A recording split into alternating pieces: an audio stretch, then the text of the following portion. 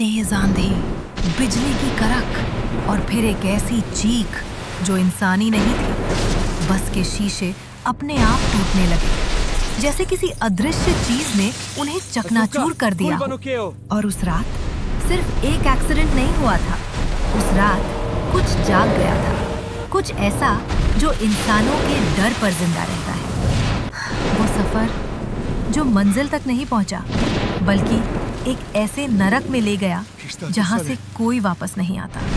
अगर आपको ऐसी रहस्यमयी कहानियां पसंद हैं, तो वीडियो को लाइक जरूर करें, क्योंकि आगे जो होने वाला है वो आपके दिमाग में बस जाएगा। रात का सन्नाटा गहरा है।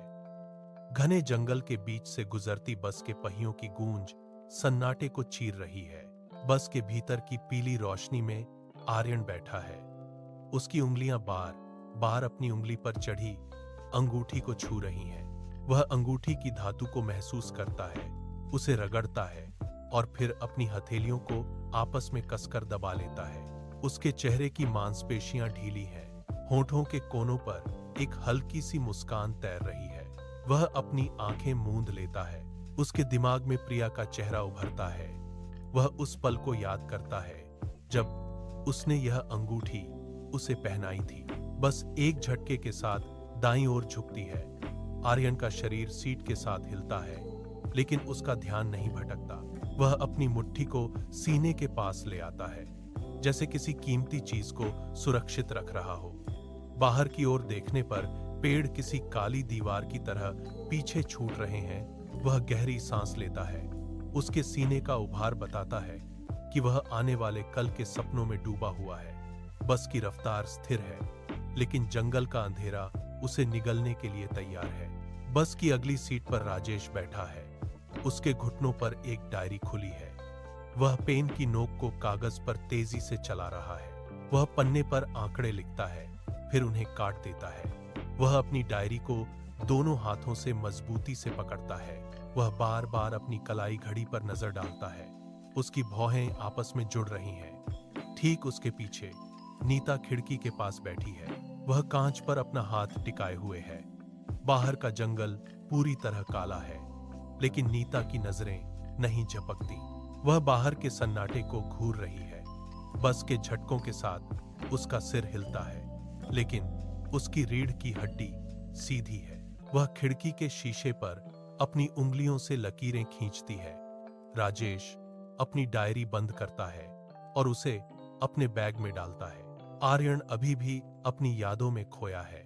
राजेश अपने सपनों में डूबा है और नीता उस बाहरी अंधेरे के साथ एक मूक युद्ध लड़ रही है। बस के इंजन की आवाज के बीच इन तीनों की अलग अलग दुनियाएं एक ही छत के नीचे चल रही हैं, अनजान कि आगे क्या होने वाला है। अचानक बस के अगले हिस्से से एक कान फोड़ देने वाली आवाज गूंजी। टायर फटने की गूंज जंगल के सन्नाटे को चीर गई। बस का अगला पहिया फटते ही ड्राइवर का नियंत्रण छूट गया। स्टीयरिंग व्हील झटके से घूम गया। बस सड़क से उतरकर टेढ़ी मेढ़ी होने लगी। आर्यन अपनी सीट से उछलकर आगे की ओर गिरा। राजेश की डायरी उसके हाथों से छूटकर फर्श पर जा गिरी। नीता ने खुद को सीट के हैंडल से मजबूती से जकड़ लिया। बस का ढांचा पूरी ताकत से एक विशाल बरगद के पेड़ से टकराया। धातु के मुड़ने और लकड़ी के टूटने की आवाज एक साथ गूंजी। खिड़कियों के कांच के टुकड़े हवा में किसी बारिश की तरह बिखर गए। बस के भीतर की पीली रोशनी एक झटके के साथ बुझ गई। यात्रियों की चीखें जंगल के अंधेरे में गूंज उठीं। बस का अगला हिस्सा पूरी तरह पिचक गया। इंजन से धुआं उठने लगा और बस एक पल के लिए कांपकर स्थिर हो गई। केबिन के अंदर धूल और कांच का गुबार भर गया। आर्यन का सिर सीट के पिछले हिस्से से टकराया। वह दर्द से कराह उठा। राजेश फर्श पर बिखरे कागजों को पकड़ने की कोशिश कर रहा है। नीता के चेहरे पर कांच की खरोंचें हैं। वह हाँफ रही है। बस के अंदर का शोर धीरे धीरे कम हो गया। कुछ ही पलों में चीखों की जगह एक भारी और डरावनी शांति ने ले ली। बस के मलबे के ऊपर हवा स्थिर हो गई। अचानक आसमान से एक विशाल काली परछाई नीचे उतरी। वह धीरे धीरे बस की टूटी हुई छत पर उतरी। परछाई के भीतर से दो लाल आंखें अंगारों की तरह धधक उठीं। वह जिन्न था। उसने अपने लंबे और टेढ़े हाथों को हवा में फैलाया। एक अदृश्य दबाव ने बस के अंदर की हवा को खींच लिया। आर्यन, राजेश और नीता अपनी सीटों से ऊपर की ओर खींचने लगे। उनकी पकड़ ढीली पड़ गई। जिन्न ने एक झटके से अपनी मुट्ठी बंद की। तीनों यात्री एक साथ हवा में उछले और जंगल के घने अंधेरे में ओझल हो गए। वे एक वीरान जगह पर जमीन से टकराए। यह हड्डियों से बना एक कैंप था। चारों तरफ सूखी हड्डियों के ढेर लगे थे। जिन्न उनके ऊपर मंडरा रहा था। उसकी परछाई कैंप की दीवारों पर नाच रही थी। मौत की गंध हवा में भारी थी। जिन्न ने उन्हें एक दूसरे से दूर घसीट दिया। कैंप का दरवाजा एक भारी पत्थर की तरह बंद हो गया। कैंप के बीचों बीच जमीन फटी और एक विशालकाय आकृति उभरी। यह मुख्य जिन्न अजगर था। उसकी त्वचा पत्थर की तरह खुरदरी थी और उसके हर कदम से जमीन कांप रही थी। उसने अपनी गर्दन ऊपर उठाई और पूरे कैंप में एक गूंजती हुई गर्जना की। उसकी आवाज में किसी भी दया का नामो निशान नहीं था। अजगर ने कैदियों की ओर अपनी उंगली उठाई और घोषणा की, यहां से कोई जिंदा नहीं लौटता। तुम सब अब इस हड्डियों के ढेर का हिस्सा बनोगे। उसकी आवाज पत्थरों से टकराकर वापस लौट रही थी। अजगर के इशारे पर छोटे जिन्न गार्ड्स हरकत में आए। उन्होंने आर्यन को घसीटना शुरू किया। आर्यन ने अपने पैर जमीन में गड़ाने की कोशिश की, लेकिन जिन्न की पकड़ लोहे जैसी मजबूत थी। उसे पत्थरों पर घसीटते हुए एक संकरी गुफा की ओर ले जाया गया। गुफा के भीतर का रास्ता बदबूदार और सीलन भरा था। गार्ड ने आर्यन को एक अंधेरी कोठरी के अंदर धकेल दिया। भारी पत्थर का दरवाजा एक झटके के साथ बंद हो गया। कोठरी के अंदर सन्नाटा इतना गहरा था कि आर्यन को अपनी धड़कनें सुनाई दे रही थी। आर्यन अब पूरी तरह से उस अंधेरे में कैद था। कोठरी के भीतर सन्नाटा आर्यन की सांसों की आवाज को और तेज कर रहा था। भूख उसके पेट में मरोड़ पैदा कर रही थी और प्यास से उसका गला रेगिस्तान की तरह सूख चुका था। वह दीवार के सहारे बैठ गया। अंधेरे में उसने अपने हाथ की उंगलियों को दीवार की सतह पर चलाया। पत्थर की खुरदरी सतह ने उसकी उंगलियों को छील दिया, लेकिन उसने रुकने के बजाय और जोर लगाया। उसने अपनी उंगलियों के नाखूनों से पत्थर पर प्रिया का नाम उकेरना शुरू किया। हर एक अक्षर को खोदते हुए उसकी सांसें तेज हो गईं। वह पत्थर की धूल को अपनी आंखों से पोंछता रहा। जब भी कमजोरी उसे बेहोशी की ओर ले जाती, वह दीवार पर बने उन अक्षरों को छूता। ठंडे पत्थर का स्पर्श उसे प्रिया के साथ बिताए पलों की याद दिलाता। वह उन अक्षरों पर अपनी उंगलियां फेरता रहा, मानो वह प्रिया का हाथ थामे हुए हो। यह स्पर्श उसके भीतर एक नई ऊर्जा का संचार करता। उसने एक बार फिर अपनी मुट्ठी भींची और दीवार पर अपना सिर टिका दिया। वह हार मानने के लिए तैयार नहीं था। हर बार जब भूख उसे तोड़ने की कोशिश करती, वह फिर से उस नाम को छूता और अपनी आंखों को बंद कर लेता। उस अंधेरी कोठरी में प्रिया का नाम ही वह एकमात्र कड़ी थी जो उसे इस नर्क से जोड़े हुए थी। वह अपनी उंगलियों को उन अक्षरों पर बार बार घुमाता रहा, जब तक कि उसकी उंगलियों से खून नहीं निकलने लगा। कैंप के दूसरे छोर पर राजेश की स्थिति और भी भयावह थी। जिन्न गार्ड्स ने उसे एक विशालकाय पत्थर का टुकड़ा उठाने का आदेश दिया। राजेश ने अपनी पूरी ताकत लगाकर उसे अपने कंधों पर टिकाया। पत्थर का वजन इतना अधिक था कि उसके घुटने कांपने लगे और जमीन में धंस गए। जैसे ही उसने एक कदम आगे बढ़ाया, गार्ड ने कोड़ा फटकारा। हवा को चीरती हुई वह आवाज सीधे उसकी पीठ पर जाकर लगी।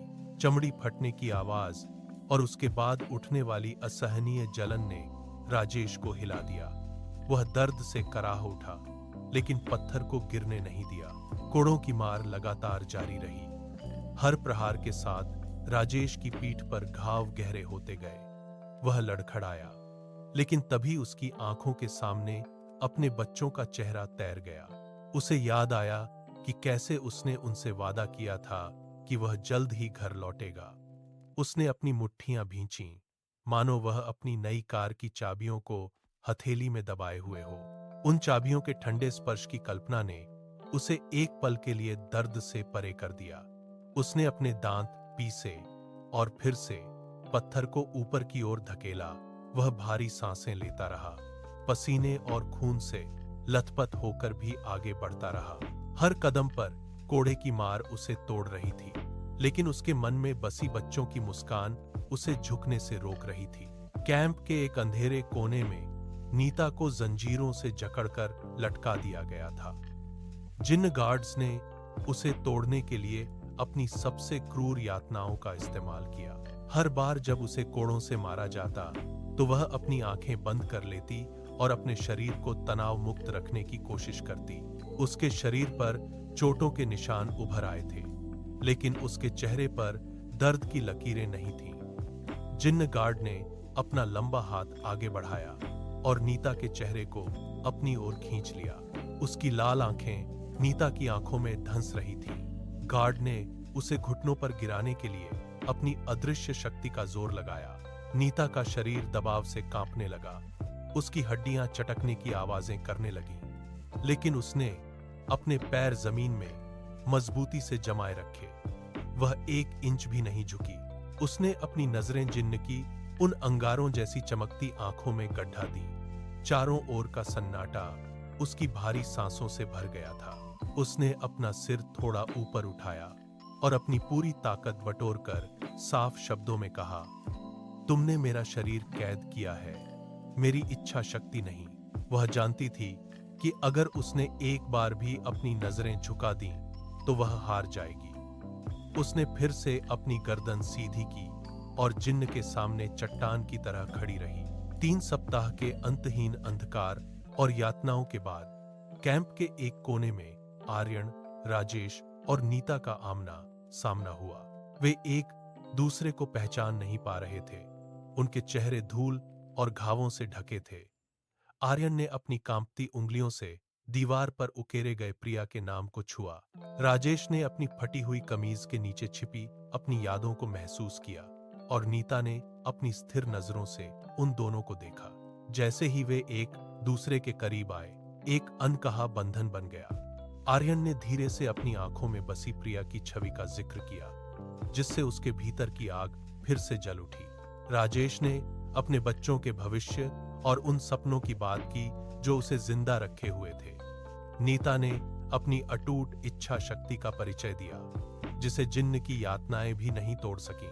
तीनों ने एक दूसरे के हाथों को मजबूती से पकड़ा। उस स्पर्श में एक साझा संकल्प था। हवा में अब केवल मौत की गंध नहीं थी, बल्कि विद्रोह की एक ठंडी लहर दौड़ रही थी।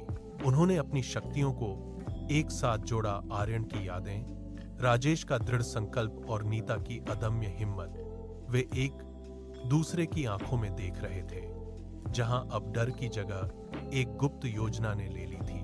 कैंप के पहरेदार जिन्न की आहटें सुनाई दे रही थीं, लेकिन तीनों अब पहले से कहीं अधिक सतर्क थे। उन्होंने अपनी अगली चाल तय कर ली थी। कैंप के चारों ओर जिन्न पहरेदार की भारी पदचाप गूंज रही थी। उसकी लाल आंखें अंधेरे को चीरते हुए हर कोठरी की जांच कर रही थीं। आर्यन ने अपनी आंखें बंद कीं और पूरी ताकत से प्रिया की छवि को अपने मन में केंद्रित किया। उसने उस दिन को याद किया जब वे पहली बार मिले थे। वह यादें अब केवल विचार नहीं थीं, बल्कि एक तीव्र मानसिक तरंग में बदल रही थीं। आर्यन ने अपना ध्यान उस याद पर टिकाया और उसे जिन्न की दिशा में धकेल दिया। अचानक पहरेदार जिन्न रुक गया। उसकी चमकती आंखें झिलमिलाने लगीं। उसे लगा जैसे उसके सामने कोई अदृश्य दीवार खड़ी हो गई हो। आर्यन का माथा पसीने से तर बतर था।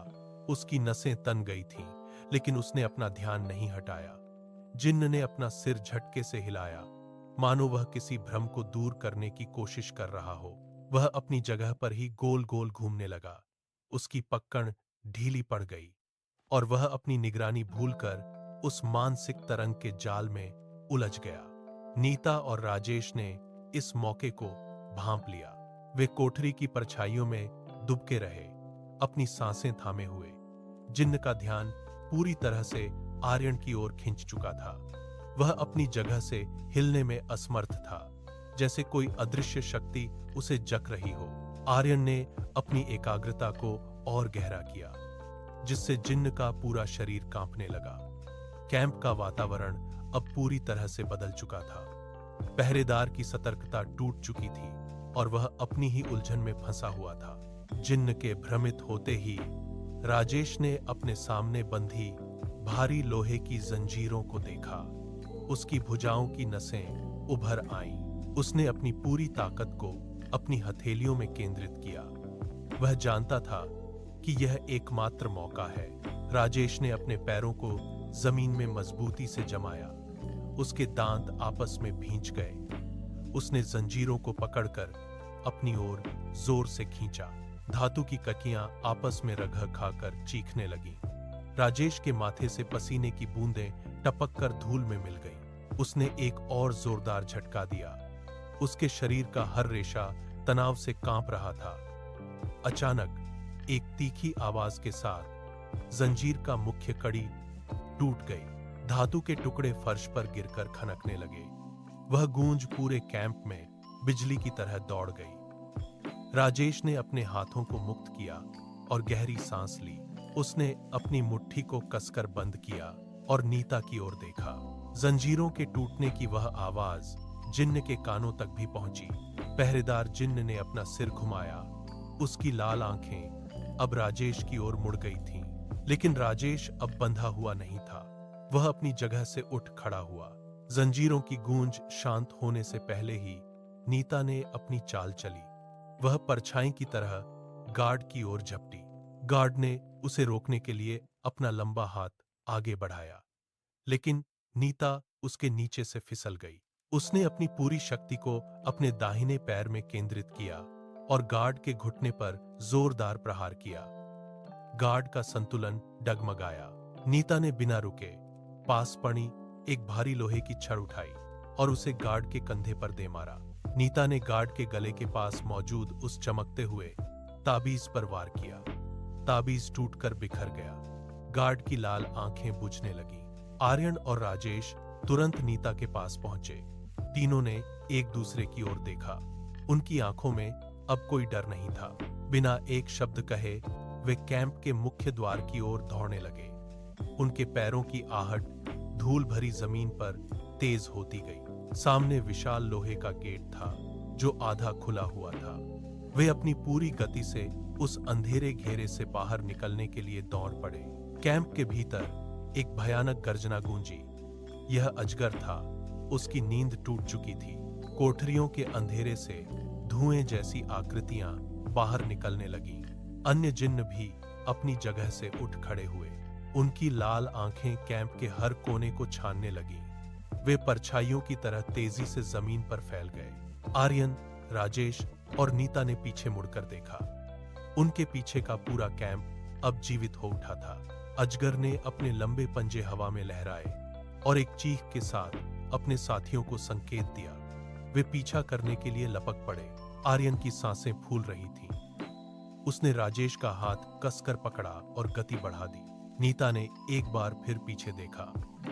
जिन्नों की परछाई उनके बहुत करीब आ चुकी थी। वे एक संकरी गली से गुजरे जहां हड्डियों का ढेर लगा था। जिन्नों की परछाई अब उनके बिल्कुल करीब थी। अचानक जिन्नों की परछाइयों ने एक घूमते हुए चक्र का रूप ले लिया। वे तीनों के चारों ओर तेजी से घूमने लगे, जिससे धूल का एक बवंडर उठ खड़ा हुआ। जिन्नों की लाल आंखें अब हर दिशा से उन्हें घूर रही थीं।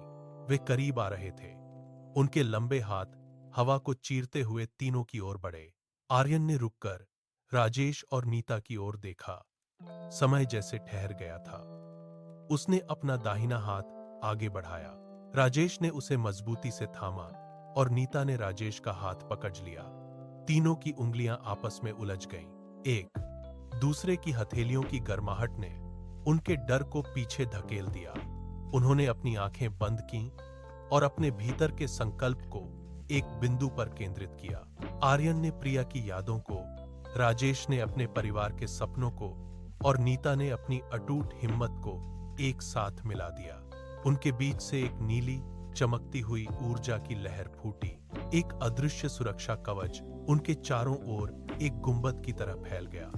जिन्नों के हाथ जैसे ही उस कवच से टकराए, वे जलते हुए पीछे हट गए। कवच की सतह पर बिजली की तरह लकीरें दौड़ रही थीं। जिन्न अब और करीब नहीं आ पा रहे थे। वे उस अभेद्य दीवार के बाहर ही रुक गए। सुरक्षा कवच अब एक ढाल की तरह उनके साथ आगे बह रहा था। तीनों ने एक साथ कदम बढ़ाए।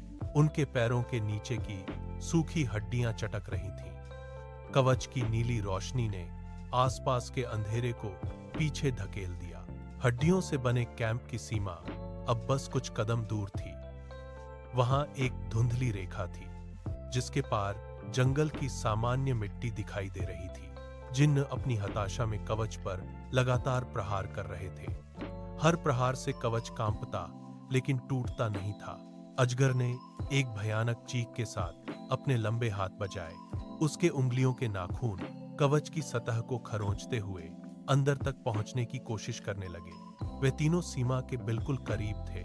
आर्यन ने सामने की ओर देखा। वह धुंधली रेखा अब साफ हो रही थी।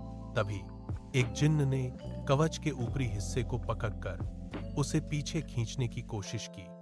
संतुलन बिगड़ने लगा। राजेश और नीता ने अपना पूरा जोर लगाकर आर्यन को सहारा दिया। उसने अपनी पूरी ताकत पैरों में बटोरी, एक गहरी सांस ली और सीमा के पार जाने के लिए अंतिम छलांग लगा दी। आर्यन जमीन पर गिरा, मिट्टी उसके हाथों में चुभी। अगले ही पल राजेश और नीता भी उसके पीछे सुरक्षित सीमा के उस पार आ गिरे। वे तीनों हाँफ रहे थे। उनके फेफड़े ठंडी हवा खींचने के लिए संघर्ष कर रहे थे। तभी जंगल के घने पेड़ों के ऊपर से सूरज की पहली किरण ने क्षितिज को छुआ। वह सुनहरी रोशनी एक जलते हुए तीर की तरह सीधे कैंप की सीमा पर गिरी। जैसे ही वह प्रकाश की रेखा ने उस अदृश्य दीवार को छुआ, जिन्नों की परछाइयां एक साथ चीख उठीं। उनकी आवाज किसी धातु के रगड़ने जैसी कर्कश थी। प्रकाश के संपर्क में आते ही वे परछाइयां धुएं की तरह बिखरने लगीं। जो जिन्न अभी तक उनके पीछे थे, वे अपनी आंखों को हाथों से ढकते हुए पीछे की ओर भागे। उनकी लाल आंखें उस रोशनी को बर्दाश्त नहीं कर पा रही थीं। वे अंधेरे के कोनों में सिमट गए। उनकी शक्ति उस पहली किरण के सामने पिघल रही थी। कैंप की सीमा पर एक तीव्र कंपन हुआ और वह हड्डियों का घेरा धीरे धीरे धुंधला पड़ने लगा। जिन्न अब और आगे नहीं बढ़ सकते थे।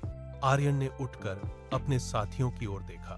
सूरज की रोशनी अब उनके चेहरों पर पड़ रही थी, जो उन्हें एक नई जीवंतता दे रही थी। वे अभी भी पीछे देख रहे थे। हड्डियों का वह भयानक ढांचा, जो थोड़ी देर पहले तक एक अभेद्य दीवार बना हुआ था, अब हवा में घुलने लगा था। जैसे जैसे सूरज की रोशनी तेज हुई, वह कैंप किसी मृग तृष्णा की तरह ओझल हो गया। वहां अब केवल सूखी घास और खाली जमीन बची थी। जिन्नों का वह साम्राज्य, उनकी चीखें और वह मौत की गंध, सब कुछ एक पल में इतिहास बन गया। आर्यन ने एक कदम आगे बढ़ाया। उसके जूते अब सूखी हड्डियों के बजाय गीली मिट्टी और घास पर पड़ रहे थे। राजेश और नीता ने भी उसका अनुसरण किया। वे घने जंगल के उस हिस्से में प्रवेश कर चुके थे, जहां पेड़ों की सघनता कम थी और सुबह की सुनहरी धूप जमीन तक पहुंच रही थी। हवा का रुख बदल गया था।